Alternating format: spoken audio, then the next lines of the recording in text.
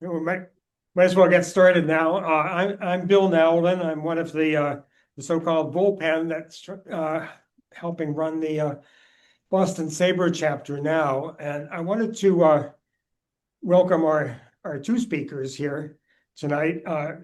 Just a moment, though. First, let me introduce you to Kurt Blumenau, who would like to have a few words on behalf of, I'd like to ask him to have a few words on behalf of the local chapter.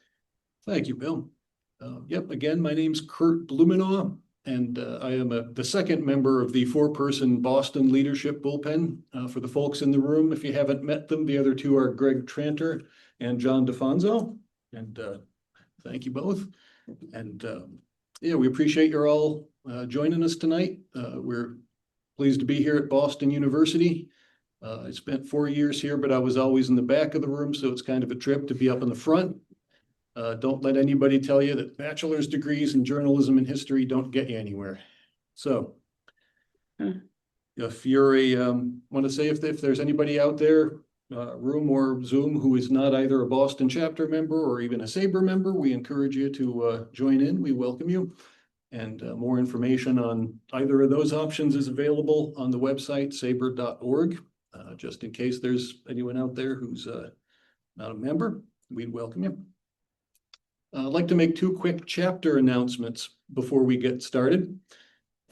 As we were just mentioning in the room, Saturday, January 31st is SABR Day, the big celebration of all things SABR.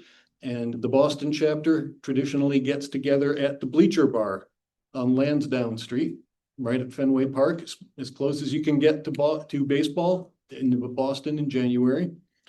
So, again, we start about noon usually. That's when we gather. It's pretty informal, but anyone in the Boston area is welcome to join the chapter for SABR Day, noon, January 31st at the Bleacher Bar. And the other announcement for Boston chapter members quickly is something exciting. We're making plans in the next month or two to announce and launch a chapter leadership election. It has been a little while since we did one of those.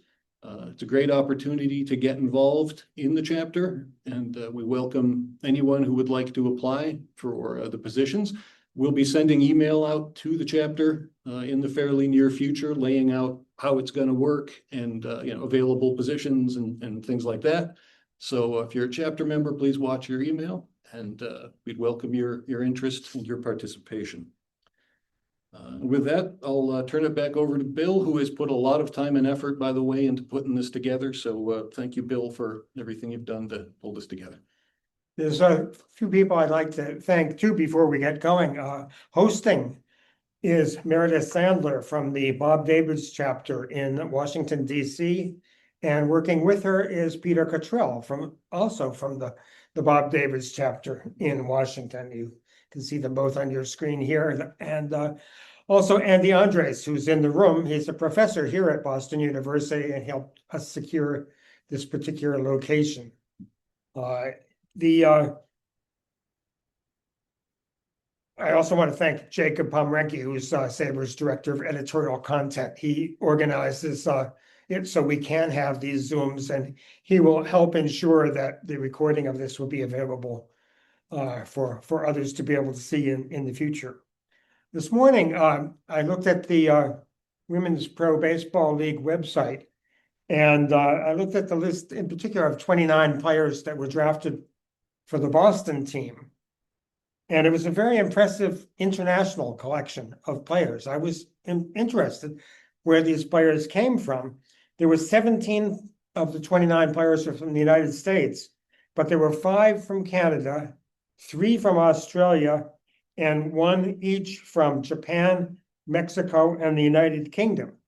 And the number 1 draft pick, Hyuna Kim, is a catcher from South Korea, from Seoul. So that's 7 countries represented on this one team.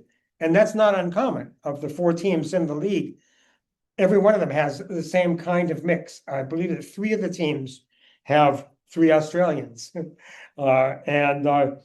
It's just interesting to me what a broad array of appeal there is in that regard. I don't think that most of us, including certainly myself, know a whole lot about how the league's gonna develop, and I think we'll get a sense that it's happening as it happens.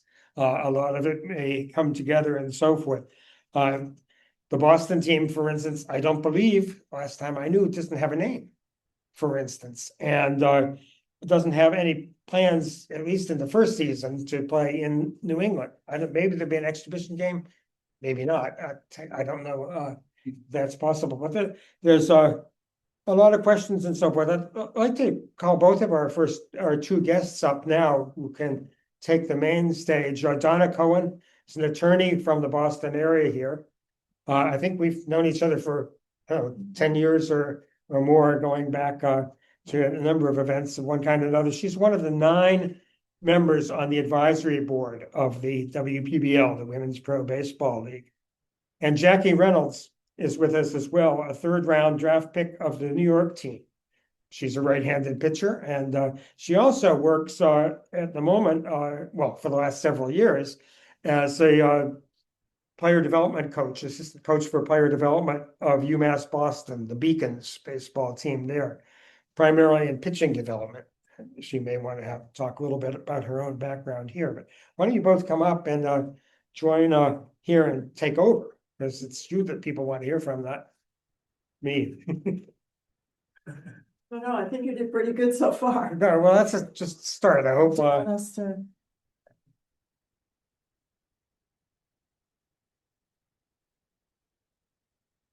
Everybody.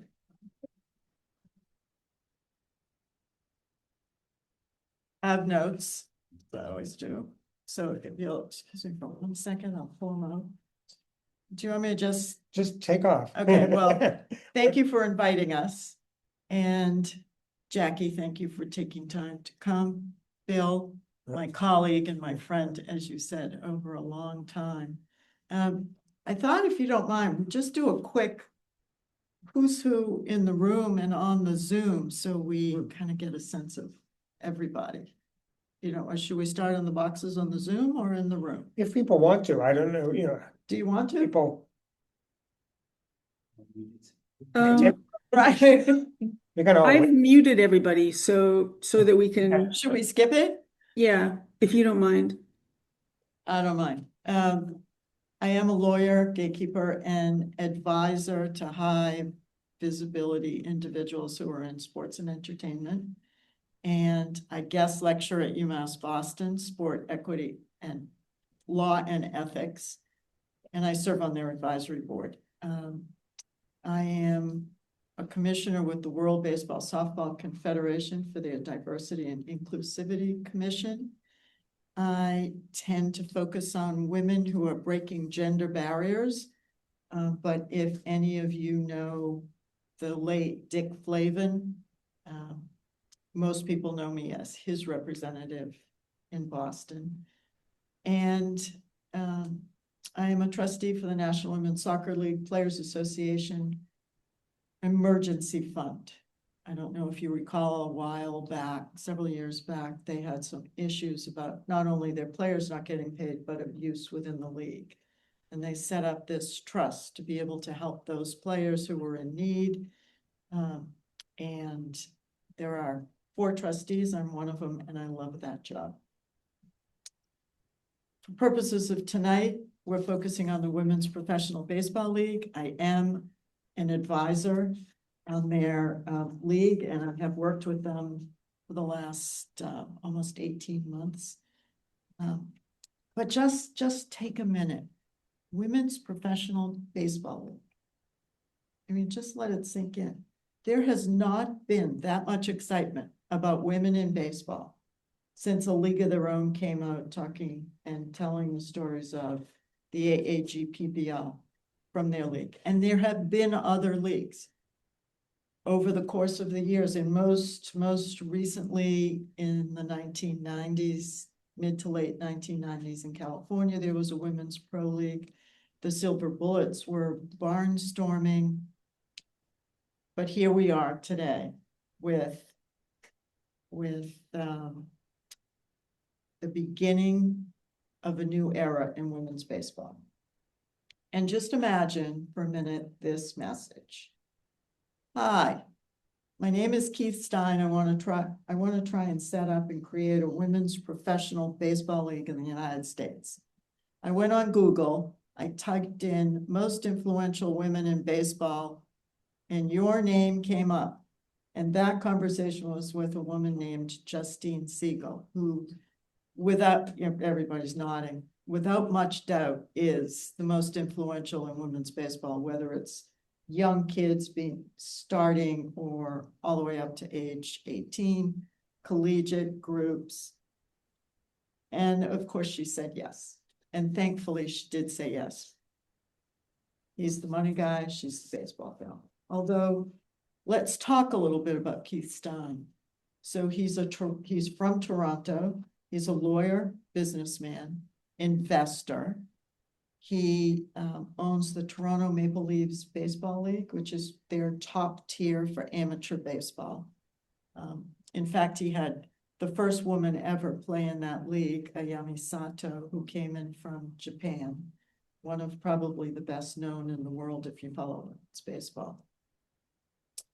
And it's a startup, and it is comprised of players and individuals internationally.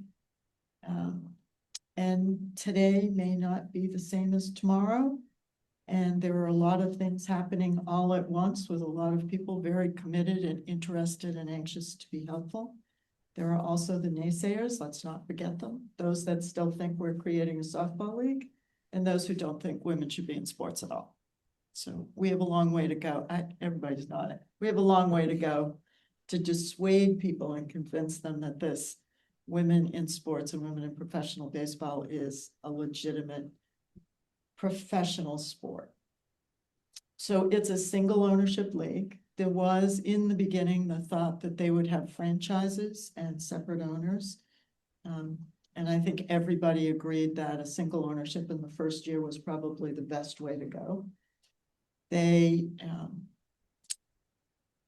have several partners who are of note. So we've got an investment partner, Asia Graziola, who is on the website from Use Capital. We have Fremantle, which is a media company out of Toronto. It's called 360, which I'm still not sure exactly what that means, but I understand it's digital media, including PR. They are well known for America's Got Talent. They've been doing that and winning awards for that for the last, I don't know, 20 years, I think. I've met all of them. They are great. They are excited. They're going to create a documentary about the creation of the league, and Fremantle will be involved in producing that. So a lot of people also are sitting back and saying, is it really going to happen? Because there are so many times that people have said, let's start a league, and eventually it either doesn't happen or isn't successful. So they created a plan. They sent out information to find out who was interested. There were signups. You can interrupt me and correct me if I'm wrong along the way here. And they got probably 1,000 people saying, we're interested, we want more information. And then they developed a plan to have a draft. And the draft was going to be in Washington, D.C. They wanted it to be in a major league ballpark.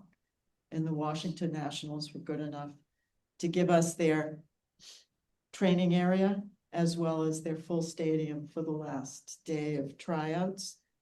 There were, and the philosophy was, this is new, this is a new generation, this is exciting. Anyone who wants to try out should be able to sign up and try out anywhere in the world. And they had over 620 women who paid their own way and their own expenses to Washington, D.C. for 4 days of tryouts. After the first day and the second day, they eliminated a bulk of the people. And for the last day in Nationals Park, they ended up with a draft of 120 players who they considered to be draft eligible. I'll let Jacqui talk a little bit about that. they've decided to issue contracts to their 60 elite players, one of which is Jacqui. And I say that very proudly. And we will have 4 teams. They had thought about 6, but it'll be 4 teams. And they have decided that each of the teams will represent the largest markets in baseball, which is LA, San Francisco, Boston, and New York. It'll be a 7 or 8 week season, depending on, I don't know, tomorrow's news. At the moment, they have a stadium that is committed to serve this league, and it's in Springfield, Illinois. They chose Springfield not just because the gentleman that owns the stadium. What? You speak up, please, Oh, for the Zoom participants. yes. Can you hear me better? Excellent. They actually researched 240 different venues before they settled on Springfield, Illinois. And frankly, several of them were in New England, one of which was Polar Park. Probably one of the favorites, and I am biased, one of the favorites, but at the end of the day, they chose the Midwest. They chose Springfield, Illinois, and the gentleman that owns the stadium is so excited to do whatever it takes to make everybody happy. And Keith Stein and Justine Siegel want to prioritize whether the players are happy. So August 1st will be opening day as it's currently scheduled. And 4 days before that will be spring training. So how do we incorporate LA, San Francisco, New York, and Boston? Because we aren't playing there. And they have a very large marketing and PR plan where there will be events in each of the key cities, where there will be the creation of fan fest, of clinics for girls run by our players in the league. They will have autograph signings and meet and greets, and hoping to be able to create smaller advisory groups in each of the main cities so that they really create a familiarity with each of the players. And so that by the time our players for Boston or our players for New York or our players for any of the other locations, everybody in the city who loves baseball feels a kinship to them, to the team, and can't wait to support them. It'll be a lot of work, so I'm expecting everybody here at the Boston chapter to be supporting every one of the teams, every one of the locations, the league itself, and in particular, Boston. So what's the caliber of players? You named everybody from all of the different countries. We've got, just for our tops, Kelsey Whitmore, who was well known in the United States. She is the highest ranking female professional baseball player in the United States. First to sign in many different leagues, and now a very popular player with Savannah Bananas, if you've seen them. Everybody's seen them. Ayami Sato, world-renowned pitcher out of Japan. Monet Davis made her mark in Little League, but she is back. And Jacqui Reynolds. So let's talk about Jacqui Reynolds, since she did me the courtesy of coming to join us today, and I'm sure you're much more interested in her than me. She is a hometown gal. She got drafted in the 3rd round, now signed as a player in the WPBL and a member of the New York team. She was officially announced by the league today on their Facebook channel. She has an impressive resume as a player and a coach. So since 2021, as you had mentioned, she served as an assistant coach for the UMass-Boston Beacons baseball team. She's worked infield, outfield, with hitters, and with pitching staff. And she currently focuses on pitching development, also organizing arm care programs and running daily development drills. I'm reading this because I don't want to leave out any of her impressive credentials. So she spent 3 seasons in the Appalachian League as their first base coach for the Johnson City Doughboys, and in 2023 season, they won the league championship. She was that good that she also coached the league's All-Star games in 2022 and 2024, which were broadcast on MLB Network. She was named to the 2025 Women's National Team. That's our Team USA, who has, since the beginning of time, medaled in every international competition that they've had, including any friendlies. And she has played for the New England Red Sox for the last 10 years. Her career and resume is impressive, but equally important, she's a terrific human being. That piece you could take to the bank. So, Jacqui, congratulations on becoming women's professional baseball league player. Disappointed you're in our arch rival, New York, but my son, who is a terrific Yankees fan, could not be happier. He's already signed up for the gear. So take us back to the beginning of when you first became familiar with baseball, all the way up through, well, today. All right. Well, I grew up in a neighborhood with a bunch of kids. We all played sports in the neighborhood. You go to school, and then after you all text each other to be like, "Hey, do you want to go outside and play?" So I have a younger brother. He's about 4 years younger than me. He got to play Little League baseball, and I would go to all the games, all the practices, got to go in the dugout a little bit, and just kind of got involved with just being there. And as he grew up, I kind of followed his baseball journey. So whenever he went to the AAU practices, I would also go with him. And I would just be there watching, wishing that, I could also be doing that. So I got to learn baseball from watching for, I don't know, since I was little. And then as I grew older, when I was in high school, I got asked to join the softball team. The freshman team needed a couple players to have a team, and me thinking that they weren't going to get anybody, I said, if you get another person, I will then join. And little did I know that they did get another person, and then I ended up joining. So I played my freshman year, and after that year, the varsity coach heard about me, and then I was playing high school softball on the varsity team my sophomore through senior year.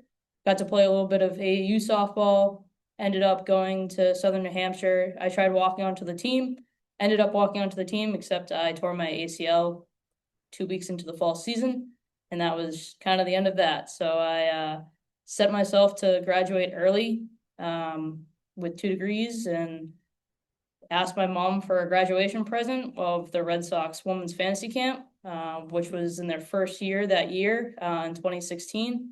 So me graduating early led to me playing baseball. So I went to the women's fantasy camp. I actually won the championship there, and we got a nice little ring at Fenway. And when I was there, I met another female baseball player who was there. Her name was Marty Cementelli. She got me connected to Kevin Martin, and he invited me to his New England Red Sox team, where they go and travel to different cities and play women's tournaments, which I didn't know was a thing. And so I joined his team, and I got to go to different areas to go play baseball. I got to go to Baltimore, got to go to Washington, D.C. area, down to Florida, Fort Myers, Vero Beach, Tampa. So I've gotten to go for the past 10 years to all these different places and play baseball. And from there, it kind of grew into, let's try out for different teams and stuff. So I ended up, playing men's baseball in Boston, and that was kind of fun because I got to play against the guys for the first time. It's fun when you're a pitcher and you see this big, giant guy in the box, and you're like, here we go. So it's really fun because they think that they're gonna hit you, and then you throw them a slider in the dirt, and they're like, "What the what's that?" So that's always fun. Like striking out the guys. Definitely is a fun morale boost for me, not so much them. Kind of the ego goes a little bit further down south for them.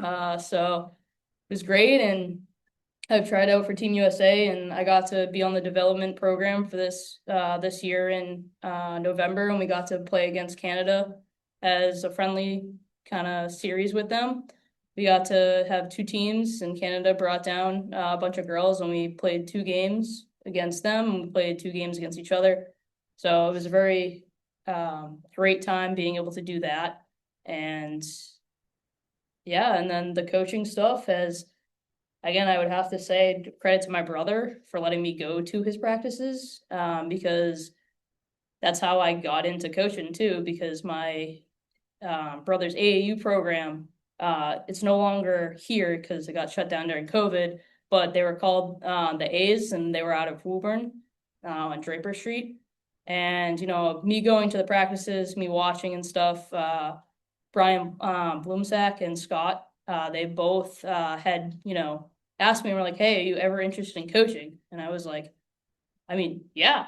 They were like, "All right, we're gonna do these baseball clinics. Do you want to help out?" And I was like, "Sure, yeah, definitely." So I got to get my start with them, and about a couple weeks later, they were like, "So we need an assistant coach for our 13U team." And I was like, "Are you asking me to coach the 13U team?" And they were like, "Yes." And I was like, "Oh, okay, perfect. Sure, let's do it." Which was a interesting moment when you have to now be in charge of 13-year-old and 13-year-old boys. They were an interesting group, but the parents and them all showed me with, you know, everything was positive. It was the opponents that weren't as positive. But with that, you know, being a woman in a male dominated sport, that's going to happen. And I just kept on going. Because of those clinics and stuff, we ended up doing clinics with college coaches. And that's when I met Brendan, the head coach of the Beacons right now. And he had mentioned, like, "Hey, if you ever want to get into college coaching, let me know." So when I lost my full-time job during COVID, I texted him and was like, "Hey, do you guys have any coaching positions available?" And he was like, "Absolutely." And a week later, I got the job. So I've been there ever since, and I do a lot for UMass in general. Not only am I a baseball coach, but I also run our social medias. So all the graphics that you see get posted by our baseball team, those are all mine. And then I also work for facilities. So I work all of our games. I drive the Zamboni. So I work all of our hockey games, and then you'll see me doing the donuts on the ice during the games, and then I get to coach baseball. So I'm entering my 6th season. We start on Monday. Hopefully, maybe not because of the snow, but we'll see. So ready to get started with them and have a great season. And they're very supportive of me, and they were all excited about this league. I got videos of them all watching the draft. So that was really cool to see them being excited when I got drafted. Speaking of which, how did you hear about the new Women's Pro League? And talk about the tryouts, talk about the draft. Yeah, so I want to say that I found out through a text message from somebody else that saw it. I think maybe we got an email, but because of the baseball community, we're all very close, and I'm pretty sure we talked about it as soon as we saw it. So I found out that way, and you know, then there was a link to sign up, and I was like, "I'll sign up. Let's see how this goes." So I signed up, and we got an email back and was like, "We're gonna have tryouts in Washington, D.C. in the summer." And I was like, "Okay, sounds great. I wonder how this process is gonna go." And so yeah, we get an email and was like, "Hey, you're gonna try out on day 3." And I was like, "Okay." So we had already booked our stuff, so we ended up going to day 1 and day 2 and watching all the people down there and stuff. And it was definitely very interesting because there were so many people down there, and it was people that had never played baseball to people that have been playing baseball their whole life. I know that there was like a mom down there who went to the tryout just to show her daughters that this is possible and that they can do anything that they set their mind to, which is really cool because I don't think she knew how to play baseball. But it was cool to see people like that going for different reasons. And so I know a couple people from day one made it to day three, a couple people from day two made it to day three as well. And it was day three was set up a little bit different than day one and day two. We ended up having a scrimmage on day three, and then we went into our kind of showcase. I know day one and day two, it was more strictly showcases where players were seeing how they throw a baseball, they were seeing how they feel the ball, how they, can throw. There was many bullpens that were being thrown that day, and day three came and, we tried out and we were waiting for an email that said that you got invited to the next day to Nats Park. And so I obviously got an email and, they were like, all right, you got to be at the stadium at this time. And then we'll tell you what game you're playing in. So there was 2 games. They broke us into 4 teams. I think there was like 20 people on each team. And I ended up playing in the afternoon game. Which is really cool because I got to play the outfield. I got a couple hits, so I can say that I've gotten a couple hits at Nats Park. And then I went into pitch. Unfortunately, there was a time limit for the second game, and I got to pitch to 1 batter. But I struck her out, so now I can say that I have a strikeout at Nats Park. Which was great for me because I was coming off of injury, so that actually benefited me, that I didn't have to overdo it my first time on a mound, which is probably a good place to do it on a professional field. So, yeah, the tryout experience was awesome, just being able to play on another professional field. I've played on a couple. I've played at Fenway, I've played at the Twins, and I played at couple spring training sites as well. So I played at Tampa, so I guess you can count that one as a professional field since they played there this year. So I got to, play at another professional park, got to play with all my friends and stuff, and got the email after the game saying you were draft eligible, and that the draft would be held sometime later on in the year, which ended up being November, and November 20th was the actual date, which is pretty funny because a bunch of us were in Florida for a baseball tournament. So a bunch of us got invited to go to the spring training side of the Sox and get drafted in that stadium as well. I think there was 19 maybe of us. I think we heard 20. Yeah, there was a good amount of people there. So they played the draft up on top of the big screen, and you got to sit on the warning track and wait for your name to be called, which my name was eventually called in the 3rd round. And yeah, I got drafted. So I understand you signed your very first professional autographed baseball at the draft. yeah, so after you got drafted, they had a bunch of baseballs out for you to sign. So I signed mine, and I think it might be in my room. I have no it was in my baseball bag for a long time, and then I actually cleaned out my baseball bag for the first time in a while, so it's definitely in my room somewhere. Well, the Red Sox did a great job stepping up when they heard 20 of the draft eligible players were actually in their backyard, and they said, come on over, we're going to take care of this. And they did. Yep. So now you are a professional baseball player. You have signed your contract. You're going to be playing in New York. As a player for the new league, and knowing what it's like for women and girls to be able to have the chance to be able to play baseball. You have a responsibility to those that came before you. You have a responsibility as well to those who are coming behind you. What's your advice? First, what's your advice to the girls? And then what's your advice to the rest of the general public in the world to be able to support this, you and them? Yeah, so there's been a lot of different development programs for the younger generation. MLB is doing a really good job with like the Grit series, Breakthrough series, and a bunch of series just like that. So these girls are getting the opportunity to basically play baseball at a younger age where there is a platform for them to be able to meet other girls their own age who are also playing baseball, and it's like they're not the only one. And you know, now that they see that this league is happening, there's something to shoot for that's not just playing for their middle school team, playing for the high school team, hopefully maybe playing in college. It's like there is a professional league for them. So if they want that dream of becoming a professional athlete, they can. And to those of us who don't play baseball, but who do want to support the league, what do you need from us? Show up. Support it, share everything that you possibly can, because word of mouth is better than just it being on the website.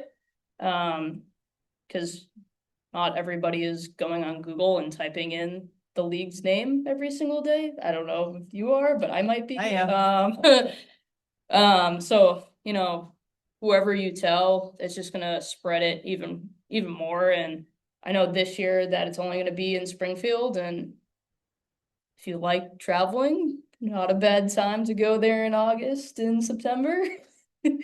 Well, in fact, right before the league starts, the Women's Baseball World Cup stage is taking place in Rockford. And during that time, there will also be Justine Siegel's Baseball for All tournament, which is the largest all-girls tournament in the country. Be 500 girls playing. The WPBL is hosting their reunion there. The International Women's Baseball Center, which is located there, is hosting. So if you're going to come to Springfield, you can go to Rockford first, see everybody, and then travel on down for spring training in Springfield. See Jacqui. See all the other players. Kind of glanced over how the league started, but it might be good if we just open it up to questions at this point. So we stop talking and you start asking. Is MLB investing? No, That's crazy. It's such No. Actually, their audience. it's not crazy Okay. because we've got a single owner league. And that gives us a lot of flexibility and a lot of ability. If MLB came in too soon, we may not have that. So we get the opportunity in our inaugural year to do it the way we see fit. They have been supportive. They carried the draft. And I believe they will get more and more involved, like they did for softball when Kim Eng became their commissioner. But there are people, there's two sides of the coin, and there are people who think we get to do it our way now, and then we welcome their involvement later. Anybody in the room that has a question, do speak up so that folks online can hear. I'm not sure. Meredith, you had a question or two.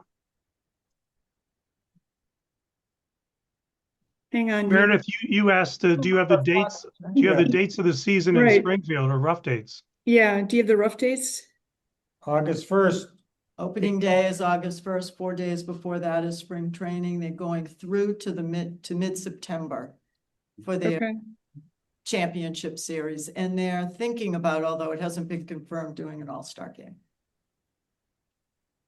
Thanks. And another question, will the games be broadcast or streamed? Yes, and yes.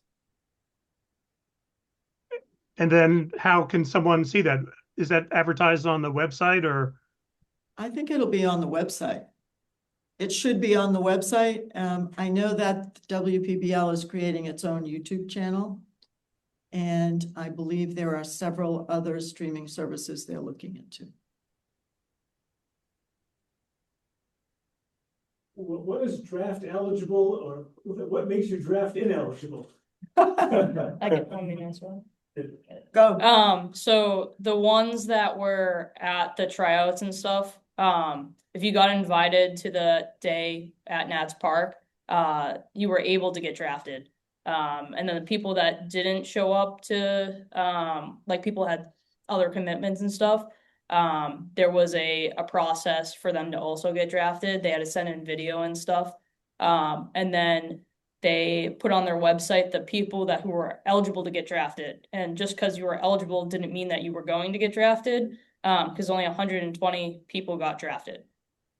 So it's not that you made yourself ineligible, you had to have certain criteria to make you draft eligible, you had to get pre-designated is that Yes. a good way to describe it? Yeah, if you weren't draft eligible, you would have known.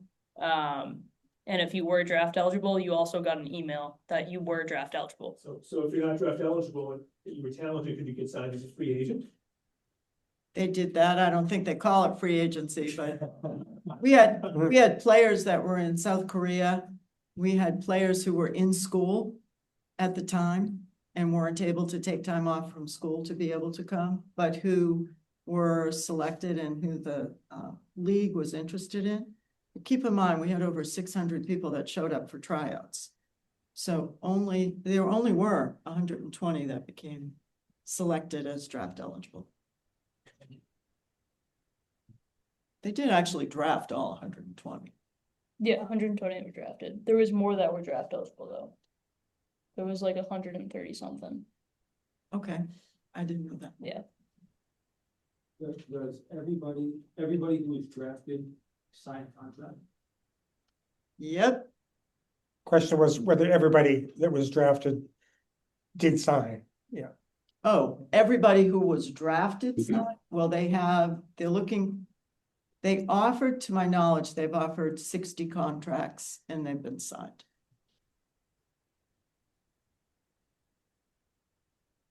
So what do the per team rosters look like? Is it 30 players a team then? Is it 20 players a team?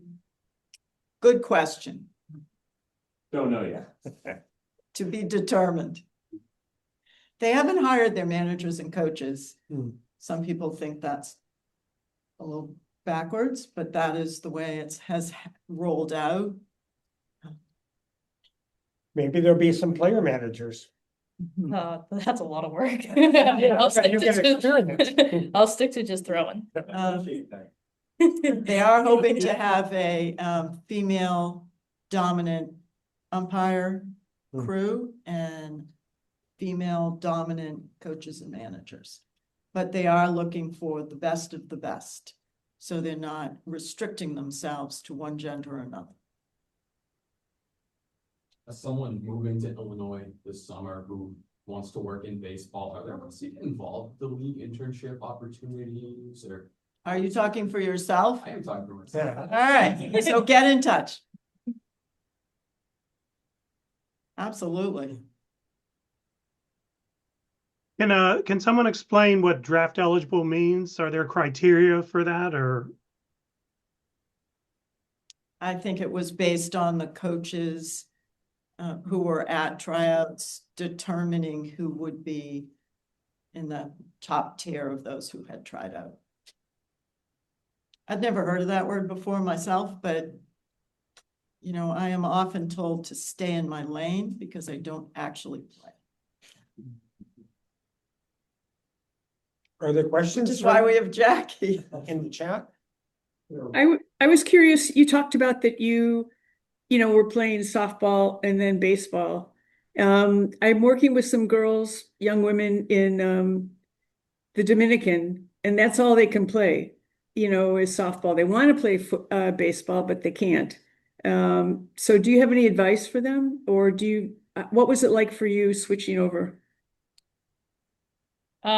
So being able to play softball does translate a little bit to the baseball world. For example, Kelsey Whitmore, she played baseball through high school and then realized that she's not getting any opportunities to play in college, but softball was there for her. So she ended up playing softball in college, after not really playing softball. But then translated back into baseball. When she was done with the softball, she then went back to baseball. And there's been a bunch of girls, I can name off a bunch: Ashton Lansdale, Amanda Giolini. She also played, Jake Gutierrez. Like, they've all played at Division I schools for softball and then kind of went back to baseball. So if there is a route in softball, I would say, if that's the only option, keep going with it, because you're gonna get the athleticism from softball, where you're going to be swinging at a ball, you're gonna be fielding a ball. The ball might be a little bit different, but a lot of the mechanics are around the same, and you can grow just from being able to throw and hit a ball. Thank That's you. what I did too. I mean, I didn't get to play baseball when I was younger, so I went from softball to baseball. Yeah. Marlene, I've asked you to unmute.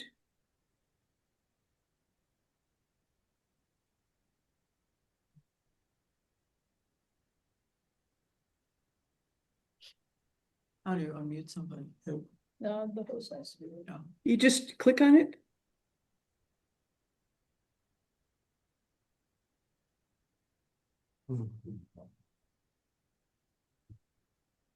You don't see it anywhere? It doesn't say unmute. Do you want to unmute?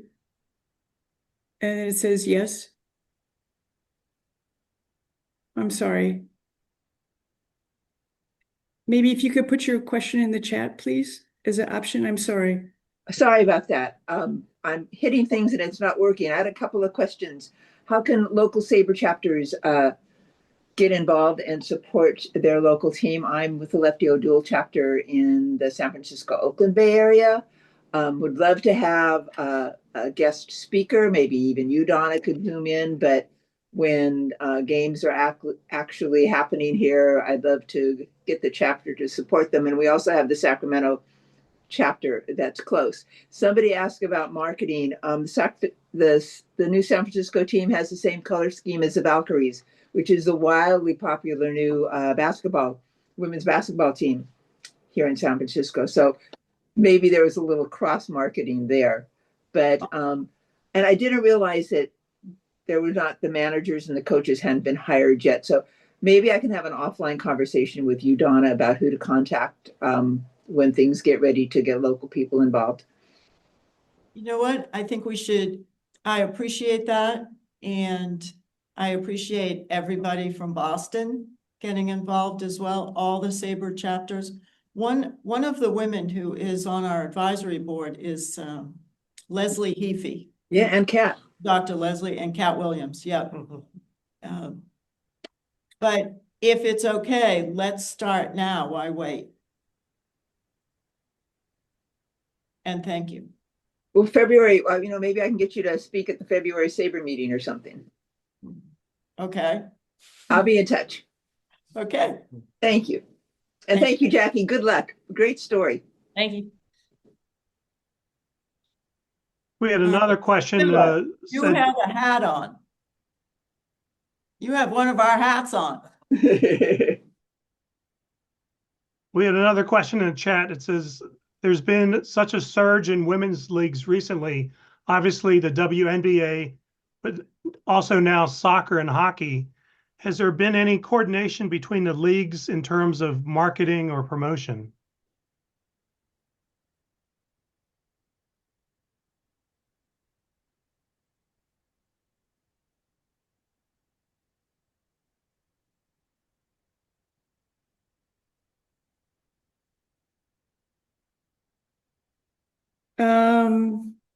How did that happen?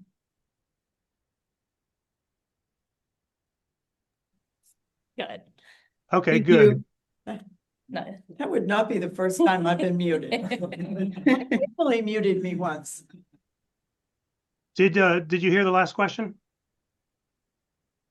Why don't you repeat it, Peter? Okay. About the coordination among the women's professional leagues. Yes. Yeah. So I think there's an intention to do that. I don't know specifically from the marketing people, but I can speak personally for myself. Hockey, softball, and soccer.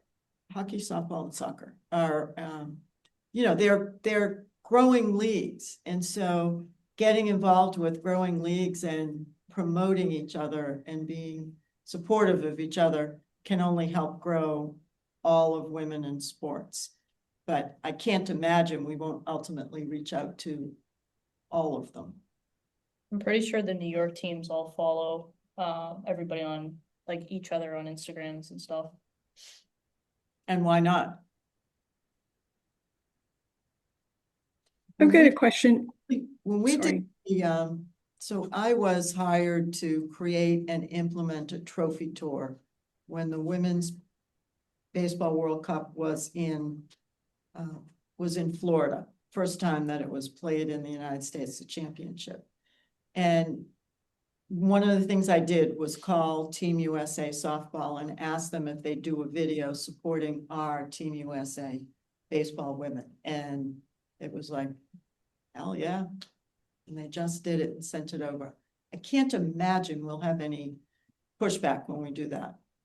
And I don't think we should have pushback when we ask the men's teams to do it. Personally, I think we should. I'm not in charge. Could you describe the difference between men's baseball and women's baseball, playing on the same size field, but the size of the players is a little bit different, the speed of the game is a little bit different? How would you describe the differences between the games and what makes it? Thank you. Does it present any challenges in the sense that your outfielders are stationed a little bit closer to something in the gap, all of a sudden you're chasing the ball down, there's gonna be a lot of triples? How do the games vary? Well, we play on the same fields. So it's 90 feet to first base, 360 around, 60 feet, 6 inches from the mound as well. And I think the difference is a lot of women's baseball is more small ball and more technical, whereas, men's baseball right now is about who can hit the ball the furthest. Ours is more, hey, there's a run on first base, hit and run, because that's going to move the runners over. And there's more of that. It's more strategic. It's more looking at just the difference between a woman and a man. We're supposed to be not stronger. Men are supposed to be, that's what they're built as. So the game is just played just how we need to play it. Yes, people can hit home runs and stuff, but like that's not our goal. Our goal is to play the game the right way and win baseball games.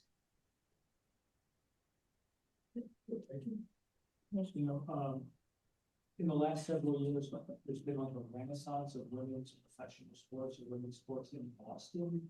The Connecticut Sun, the WPBL has been playing. They've signed up for another game this summer. Boston Legacy Football Club starts this summer. You guys start with Boston Fleet for hockey is in its 3rd year. The women's hockey bean pot now plays the games at the Garden. Is there something you can speak to about what's happening in Boston last month? Could you please repeat the question? The question was about how there is multiple sports now in Boston, where Boston is now women's sports are getting on the big stage. He had mentioned the Boston Fleet, BU with the Beanpot playing in the Garden as well, Connecticut Sun, and kind of how those are all how Boston is growing those sports. It pretty much sums up the question. I think Boston is doing a really good job with that. Boston is a big sports town. It's a title town. And there's a lot of not just females, but a lot of males as well who are supporting women's sport here.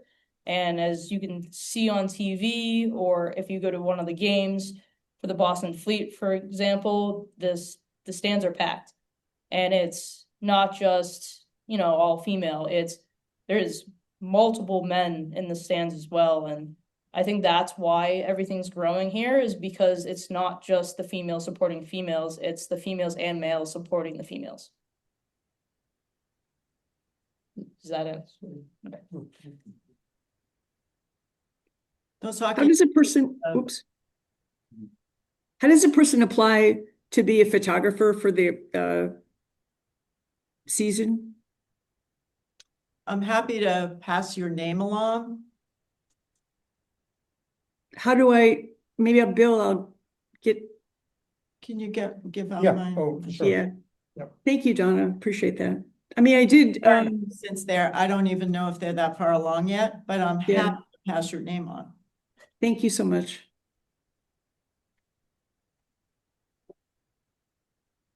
So with any season, players get injured, what methods are in place for replenishing the squads if necessary?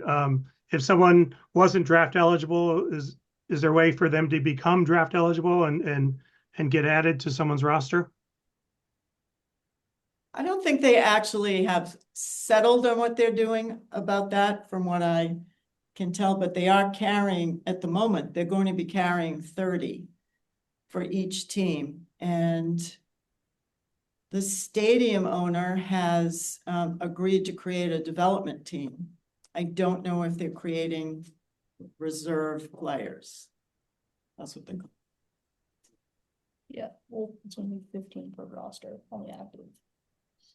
But there's 30, 15, sorry. Out of my lane. You just go like this. There's gonna be 15 on the active roster. So as there's gonna be 60 active players at a time. So the other 15 that were drafted could be on that maybe possible reserve, or it's not been said what they're doing with the other 15 on the team yet. Just like Donna said, the 60 contracts have been sent out. So I'm not quite sure if the other contracts of the other 60 have been sent out, or how they're going to handle those 15. But that might be where that question goes. If somebody gets injured and stuff, they might pick from that 15.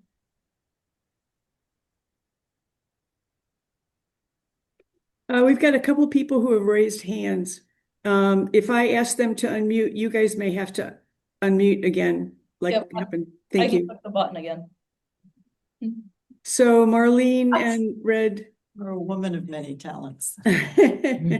Thanks. I'm curious about contracts and agents for the players. Do each of the players have an agent? Is there one agent that's representing any number of players? Are the contracts pretty standard? Is there a salary range? I don't know if you know this or if it's public knowledge. Standard contracts, I don't know. I do represent several of the players. You do? Okay, great. I do. I'm grateful for that. And I did help with the standard contract, similar to independent leagues. It's a standard contract. There'll be an exhibit A and there is an exhibit A for extenuating circumstances, but there is a standard contract, and they are being paid per game, although I wouldn't want to talk about what they're getting paid. Okay, fair. But they are, it's as decent a contract as you can get under the circumstances of brand new league. Everything is happening all at once. Sure. And it is intended to be player centric to the extent it can be. It is still a league business, but they don't have, or this is just my opinion, they don't have a league without the players. Mm-hmm. And so they have been reasonable and have I'm glad to hear that.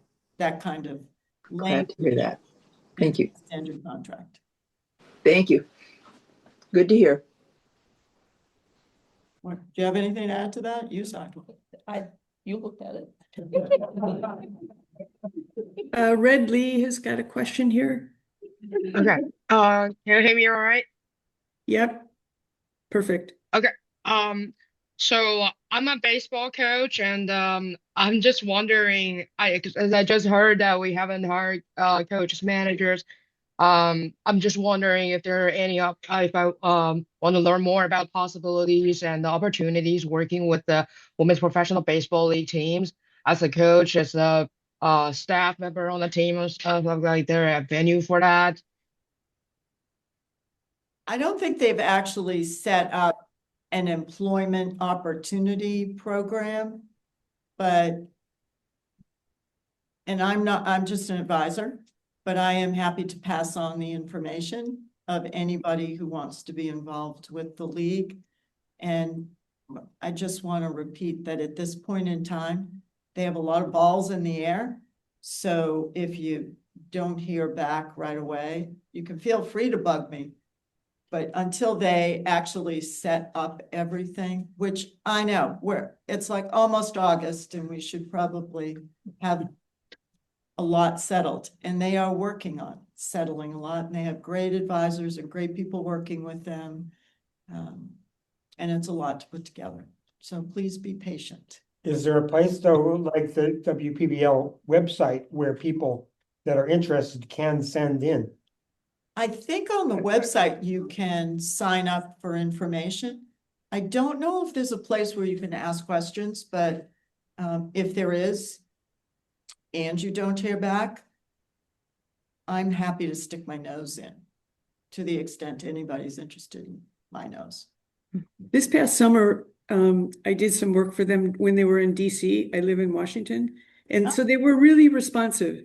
So I have to say they really tried, I mean, they were looking for help and they were responsive. So if you're a little keep at it, they were really great. So just to let you know. They are really great.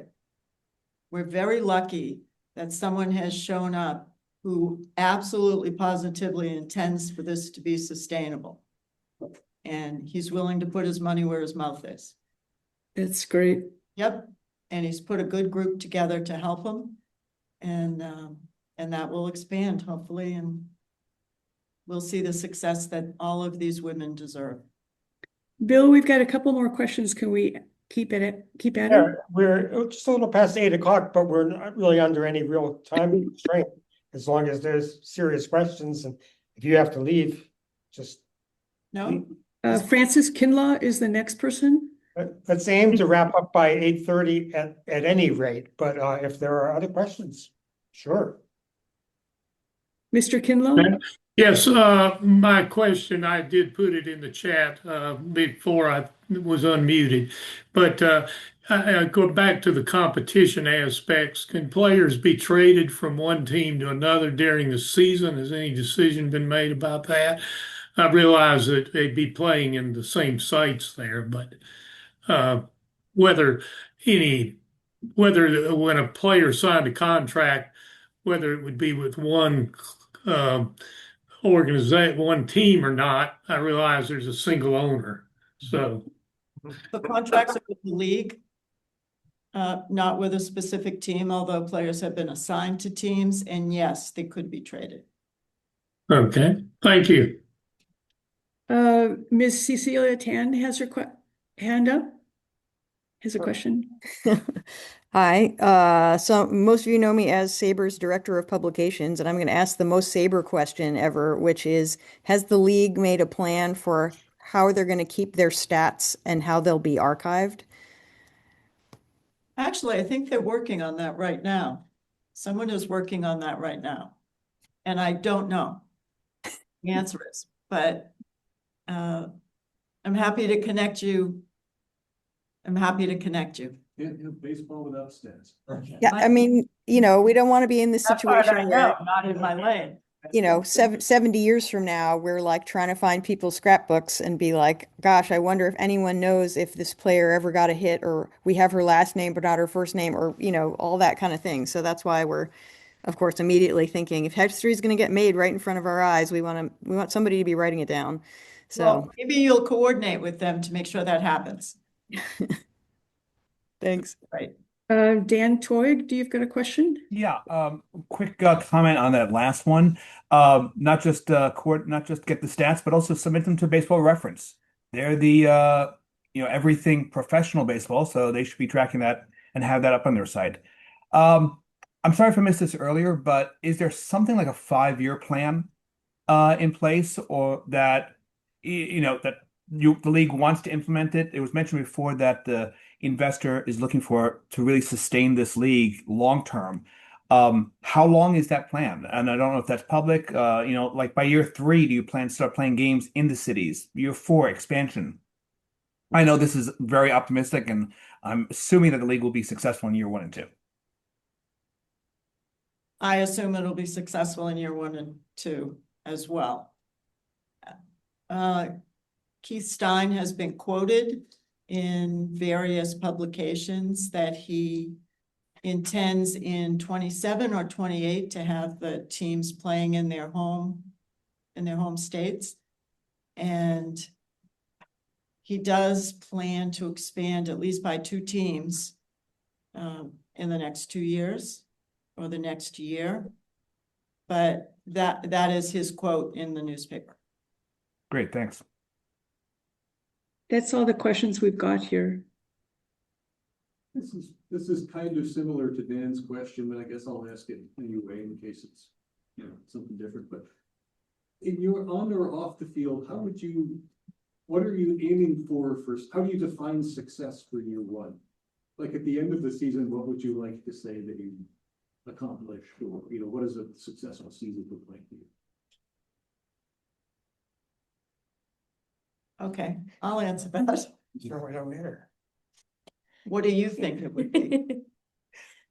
I mean, certainly strong fan support and interest. I don't know how you measure that precisely, whether it's the number of people who tune into the streams or come to the ballpark. Uh-huh. I mean, that to me seems an exciting season on the field with no, issues. Grandstand doesn't burn down. So. I'm bringing you about the guts. Yeah, but I mean, that would be my thing. I mean, a solid play on the field and fan interest, but that's common sense, I guess. But is there anything? I don't know. What do you think would show a successful inaugural season right in Frontier? Yeah. Bill, what would you say? Well, the viewership, I think that mostly we're going to have to count on television in the first year or on the website. However, that's YouTube. People love Springfield. Yeah, well, so it's a distance for some people and Yeah. there are economic aspects to that. But I mean, we do know that that famous WNBA game that had the greatest viewership of any professional sporting event, male, female, or anything. So there's potential there. Mm-hmm. Baseball is challenged among other sports these days too. It's not always the top sport. That's another True. issue that we all are aware of. But promoting the viewership and holding on to them. I think getting team names is going to be part of that, so that people identify as more than the Bostons or the New Yorkers or whatever. Just the usual ways of building up following. And we can all help in that regard too, of course, by talking to friends. I would also think you said earlier that it's a player-centric league. Mm-hmm. So are the players excited, happy? Do they feel it's competitive? The games are good, as Kurt said. Mm-hmm. Because even if you don't draw well in the first year, if you have good competition, that's something you can sell going forward, and the players will sell it themselves because they'll talk about how great it is to play in the league. I think that would be a big part, especially if you're trying to be as player-centric as you can. I have among many people Dr. Charles Steinberg has weighed in on the league. He's always been a huge fan of giving women opportunity in the diamond sports, and in particular in baseball. And I was on a conference call with him the other day, and he was sharing about how when Larry Lucchino got involved with the Padres and they were building the stadium, and then they were taking the league forward. And then also with the Boston Red Sox, the investment of money was a plan of, we'll lose this amount, we'll lose that amount, we'll gain that amount, and eventually we'll have a very successful franchise. And nobody here has mentioned, have you made any money? Because I don't think anybody expects to make any money in the first few years, but players saying we're treated well, we had good competition. Donna stayed out of her lane. Or stayed in her lane. You can go out, you can, like the golf cart. But yes, Jacqui is referring to an award I just got. That mentioned I crashed a golf cart. Why they put that in an honorary award, I don't know, but there it is, sitting there in gold. But seriously, everything you've said, viewership, Japan is one of the largest, right, interest in baseball. We're going to be streaming internationally.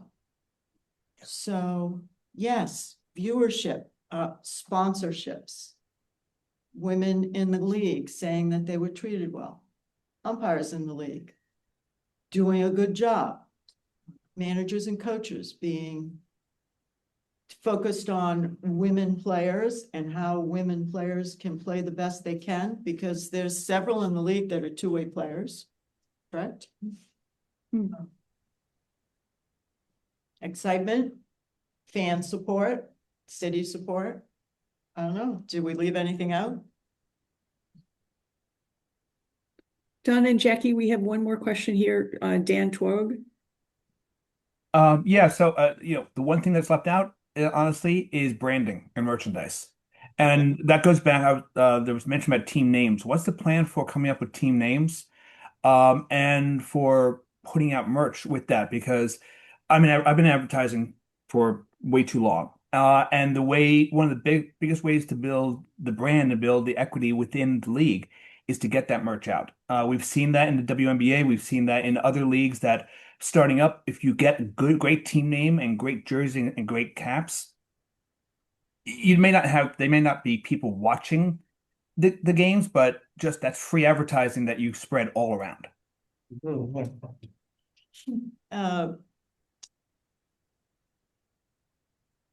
They are in process of planning and executing their branding. They do have merchandise for the league itself. We both have our shirts on, hats, fanny packs that just have league. They came out initially when they announced the 4 locations with Boston, which was green. I mean, it's just my opinion. But I expect that they'll do some branding around, and in a similar way to minor league teams. What do you think the name should be?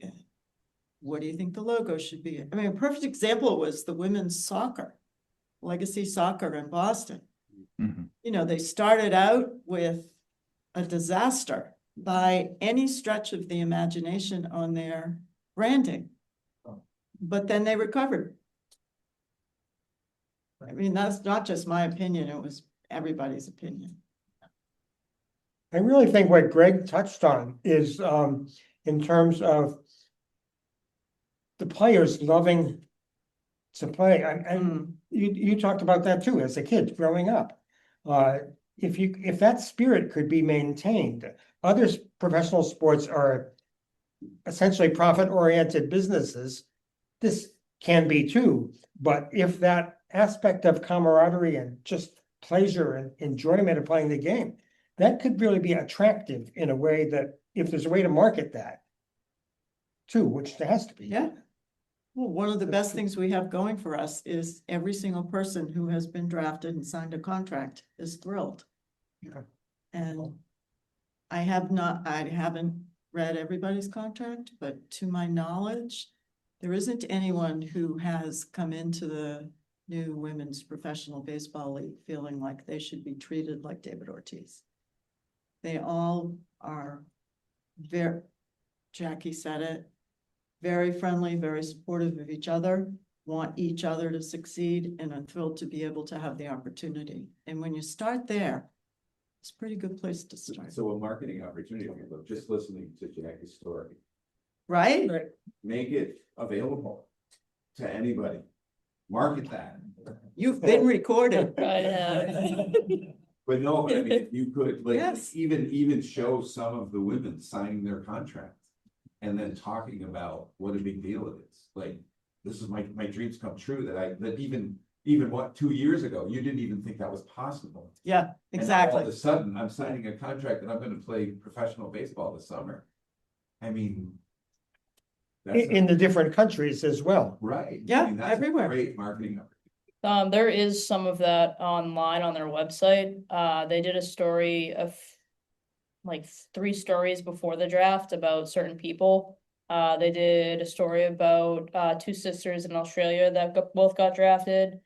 And right now they're in the process of announcing everyone that has signed. And some of those announcements have also been quotes from us. So we got to voice our opinions or our quotes about, why it was important to us to be drafted. So all of that's on social media. I know a lot of the first rounders, they had do a video. So it's a video of them talking about being thankful to being drafted by those leagues. So on their Facebooks, Instagram, X, the new social media Threads, all of that stuff, everything is being posted there. They're being very online. And if you go to the website, there is a bunch of all that as well. And if you look at any social media that they're posting now, it's all very positive and it's all about us. Great. Good on it, doesn't follow. If someone wanted to run with doing baseball cards, there's a lot of guys who do that. Is that possible? Absolutely. It's a new league. Anything is possible. Right. And you can't expect the league to do everything. So, my sense is that entrepreneurs could really, grab on that like they have already for other baseball cards. So thank you.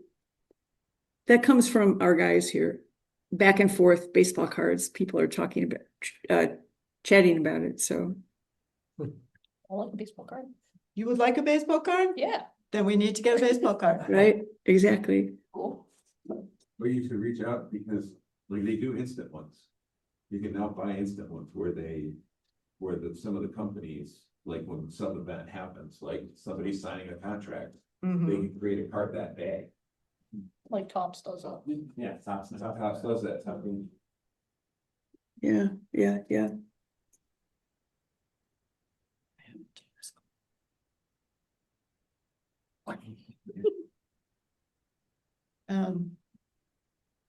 Do we? I think we're clear here. Oh, and a bobblehead. That was also just suggested. What? Bobbleheads. Bobblehead. They actually are looking at a bobbleheads right now. Can I get So- a ball ahead of you with the golf cart? You kind of answered one of my questions, which is the league gonna use the designated hitter? But it sounds like if there are a bunch of the players are two-way players, maybe the answer to that is no. But my other question was pitch clock. To be determined. Yeah. What rules are you following? The same as Major League Baseball, or will there be some differences? To be determined. Will there be a panel at the SABR convention on women's professional baseball in the league? I hope so. it should, maybe Leslie and the baseball committee could host it. The women's baseball committee could host it. Actually, SABR as a whole should consider hosting that, especially this year. It's the premier year. Be great for Kat and Leslie to be involved with that. They'd just love one more thing to do, Donna. Say it again. They would just love one more thing, but I'm sure they'd love to do that if they can. That's right before. When is the The convention? timing of the national convention is unfortunate because it's right weekend of opening day. Yeah. The convention ends on August 2nd. Oh, So when does it start? They've got group stage and everything. 2 days beforehand. Kat and Leslie may not be available. Yeah. So there's that. But that doesn't mean it can't happen. Exactly. They're in the middle of hosting the World Cup stage in Rockford, Right. and then going straight to Springfield. So But it would be great if SABR could invite other speakers from the league for one of the panels. And they actually might be thinking about doing it. I don't know what the programs are planned for the conference yet. But congratulations, Donna, I want to tell you, you've worked long and hard for a long time on behalf of women's sports. And so thank you so very much. You must be so excited. I am thrilled. Thank you. Thank you for all you've done and keep doing.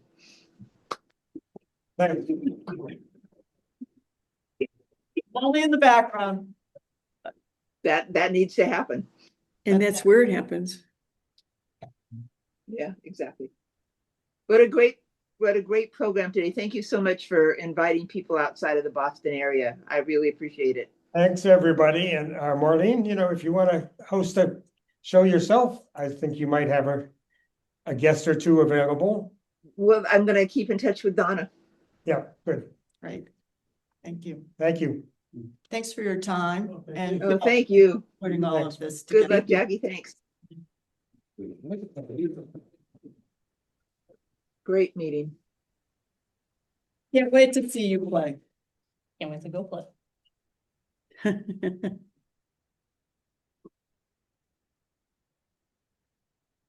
So is that the end? Yep. Let's do that. Thank you. You always do that. Thank you. Stop recording. Thank you so much for doing this. You've added so much to this. Really. As a player, Made a big your difference. perspective. Yep.